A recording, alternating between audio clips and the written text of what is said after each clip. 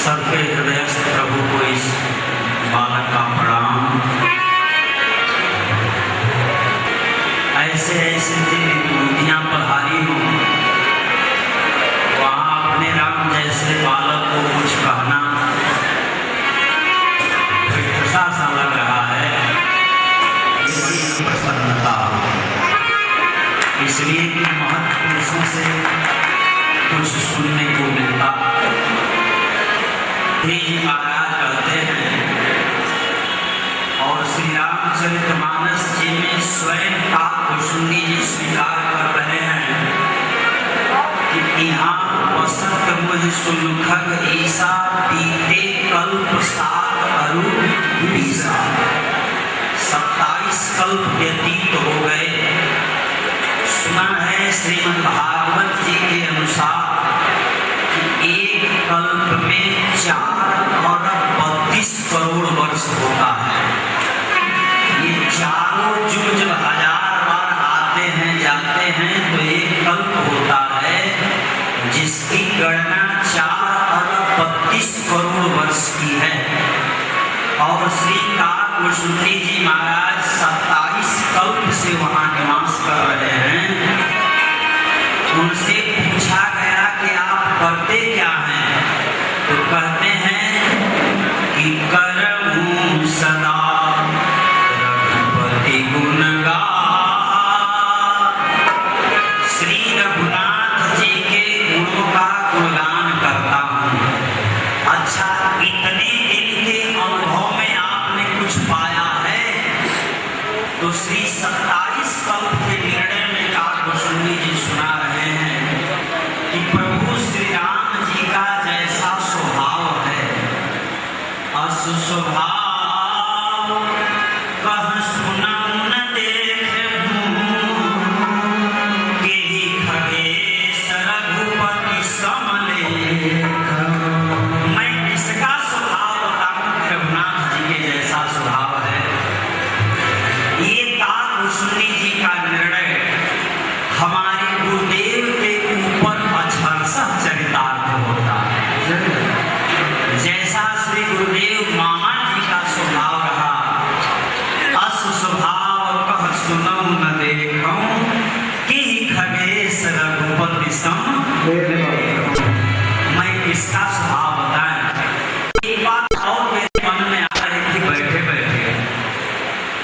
बक्सर और बल्लभगढ़ में बड़ा तालमेल दिखाई दे रहा है। अगर राशि के अनुसार देखा जाए तो जो राशि बक्सर की पड़ेगी वही बल्लभगढ़ की पड़ेगी। और बल्लभगढ़ निवासियों का प्रेम समर्पण इतना दिखाई दे रहा है कि मैं सोच रहा था कि कहीं दोबारा पूज्य मामा जी आने तो कहीं बल्लभगढ़ में ही न जन्म ले। दोनों की राशि एक लग रही है। अब ज्यादा कुछ न सुना करके बहुत बचपन में बक्सर में एक राजन भैया ने 2-4 लाइन की तुकबंदी सुनाए थे। हमको लग रहा था कि कुछ न कुछ हमको भी सुनाना पड़ेगा। टहलते टहलते उस सीधी गार्डन में हम याद पा रहे थे कि क्या सुनाए थे हमको। तो एक आध कड़ी तो भूल गई, लेकिन 2-4 कड़ी याद में है। उन्हीं लाइनों को दोहरा करके आप सभी भक्तों के चरणों में प्रणाम। बहुत मीठा मधुर बजाएंगे कि शब्द न इधर उधर जाए। करके कृपा, करके कृपा इस धरा पे पधारे, नेह के स्वरूप गुरु देवजू हमारे। करके कृपा इस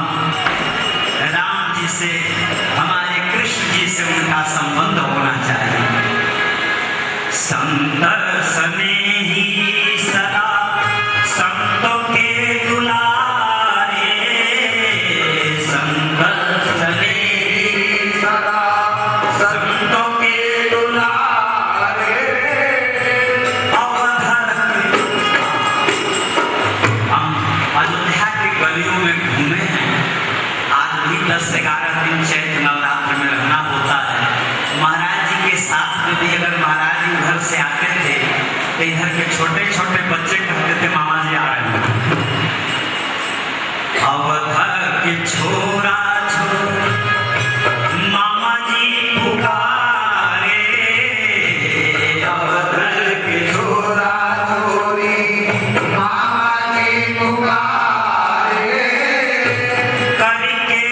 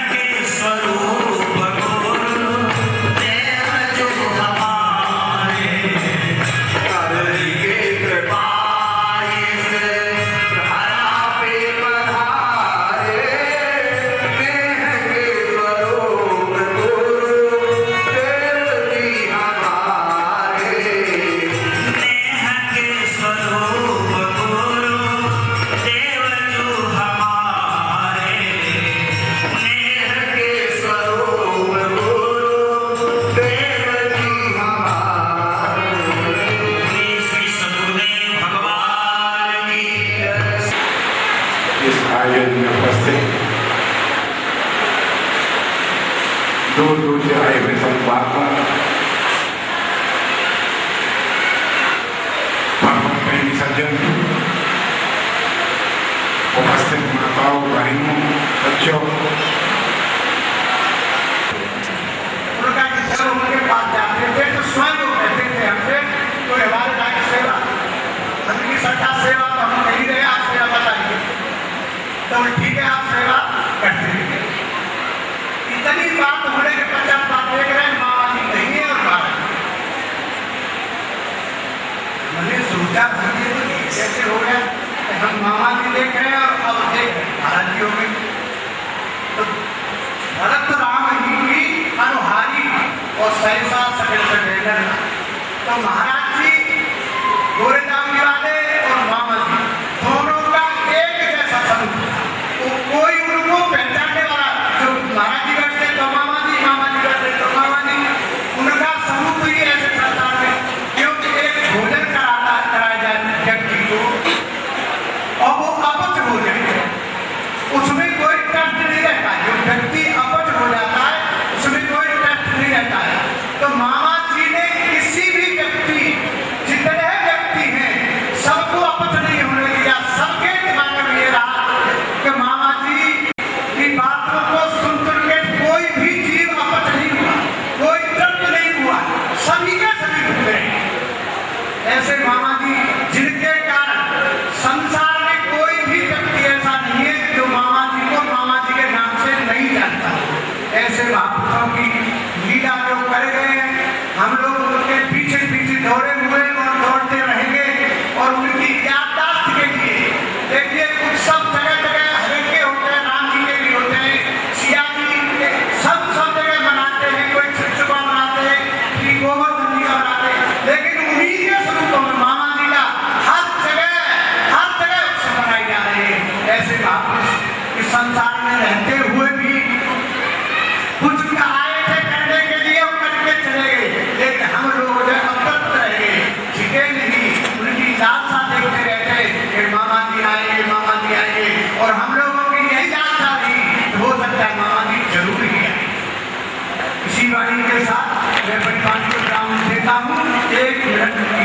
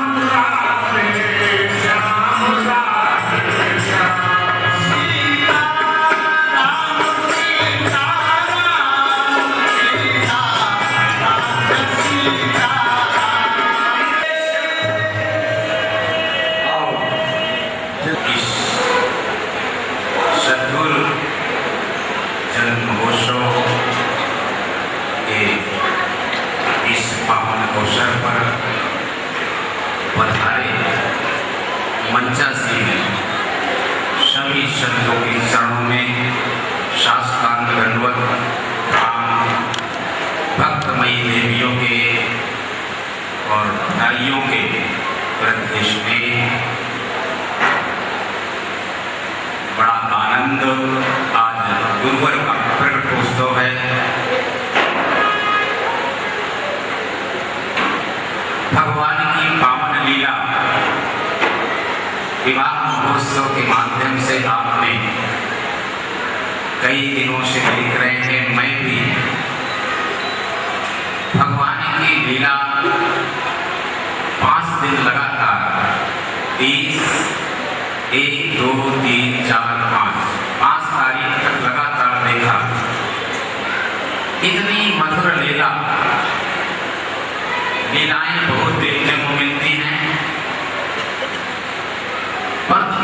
मधुर, इतनी रसमय लीला अगर देखी है तो पहली बार बल्लभगढ़ में। चित्रकूट में भी इसका छोटा स्वरूप होता है। इस वर्ष भी 28-29 तारीख को दास के आश्रम में है, आप वहां उपस्थित हों। आप इस रसमय लीला को देख करके तो मेरे मन में होता है कि इस रस को एक बार चित्रकूट में, जो चित्रकूट तो वैरागियों का स्थान है, सजीव विराट विवेक नरेशु, वहां तो वैरागियों का है और उनको उपासना भी है। उनकी उपासना भी अपने ढंग की है। गिरा अर्थ जल बीच कहियत भिन्न न भिन्न, वंदौ सीता राम पद सिनहि परम प्रिय खिन्न। और मार्ग भी बताता है, पहुंचाता भी है, परंतु हम पहुंच नहीं पाते। वहां क्या होता है, एक चीज रह जाती है जो गुरु किसी को देता है, योग पात्र को ही देता है। हम सब कुछ होता है, विवेक होता है, सामर्थ होता है, लक्ष्य होता है, परंतु वेदना नहीं। वेदना तो हमारे गुप्ता भैया में हुई, जो गुरु की ये लीला को सबके सामने प्रकट किया। सब कुछ होता है, वेदना नहीं होती, और वो वेदना गुरु किसी को देता है। जिसको वो वेदना प्राप्त होती है, वो वेदना तो मिथिलावासियों को बताने की जरूरत नहीं है। राम के विदा होने पर उनकी वो वेदना सबको प्रकट रूप में दिखाई दे रही थी। इसी सभी शब्दों के साथ में वाणी को विराम देता हूँ। बोलो मामाजी महाराज की, गुरु महाराज की जय, सब संतन की जय। जय श्री सीताराम। ज्ञान में कोटि सूर्य समम प्रभा, करोड़ों सूर्यों के समान संत भगवान सीता सावित्री के चरित्र को चरितार्थ करने वाले सभी माता बहन हनुमान जी की तरह भगवान की भक्ति से ओतप्रोत हृदय वाले बैठे हुए सभी माता पिता के तुल्य बुजुर्ग भाई एवं छोटे छोटे बच्चे, आप सबके हृदय में बैठे हुए परमात्मा को प्रणाम करते हुए आज पूज्य मामा जी का प्राकट्य उत्सव हम सब लोग बड़ी धूमधाम के साथ में मना रहे हैं। यहाँ ही नहीं, पूरे देश में जहाँ जहाँ महाराज जी के शिष्य हैं, सब लोग भाव से मामा जी का प्राकट्य उत्सव मना रहे हैं। मुझसे पूर्व अनेकों वक्ताओं ने पूज्य मामा जी के लिए, गुरुदेव भगवान के लिए नाम की महिमा को बड़े सुंदर शब्दों में गाया,